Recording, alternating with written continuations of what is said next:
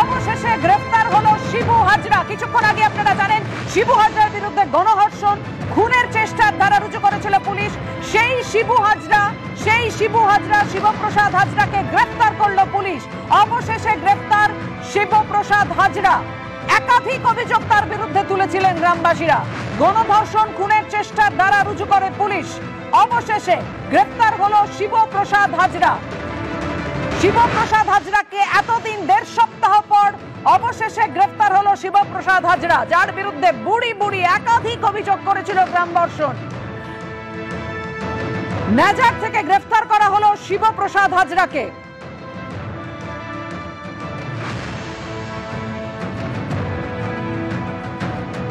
গ্রেফতার শিবপ্রসাদ হাজরা, যার বিরুদ্ধে ভুরি একাধিক অভিযোগ করছিলেন গ্রামবাসীরা। সেই শিবপ্রসাদ হাজরাকে অবশেষে নেজার থেকে গ্রেফতার করলো শিবপ্রসাদ হাজরাকে পুলিশ।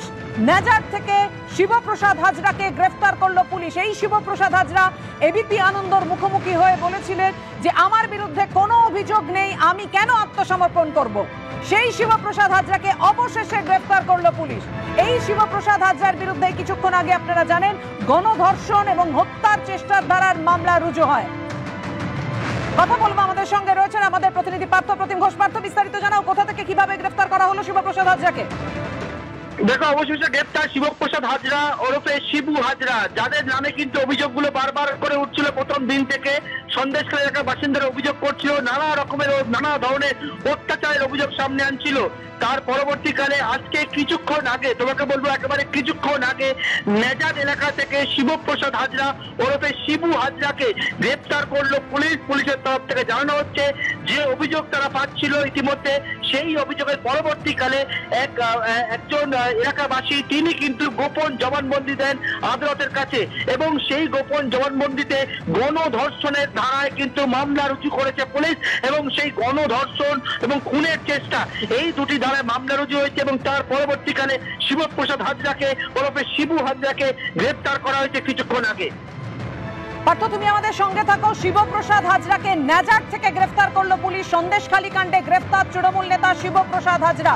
পার্থ, একেবারে দেখো, শিবপ্রসাদ হাজরা ওরফে শিবু হাজরা তাকে কিন্তু গ্রেফতার করা হয়েছে আজকে নেজার থেকে গ্রেফতার করা হয়েছে কিছুক্ষণ আগেই।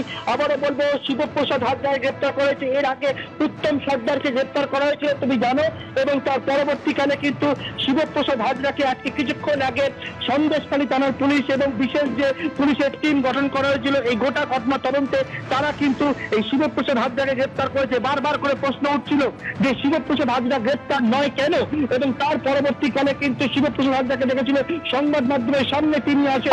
তুমি আমাদের সঙ্গে থাকো। সন্দেশখালী 2 নম্বর ব্লকের তৃণমূলের সভাপতি শিবপ্রসাদ হাজরা, যে শিবপ্রসাদ হাজরার বিরুদ্ধে কিছুক্ষণ আগে আপনারা জানেন গণধর্ষণ এবং হত্যার চেষ্টার ধারায় মামলা রুজু হয়, সেই শিবপ্রসাদ হাজরাকে নেজার থেকে গ্রেফতার করলো পুলিশ। অবশেষে গ্রেফতার শিবপ্রসাদ হাজরা।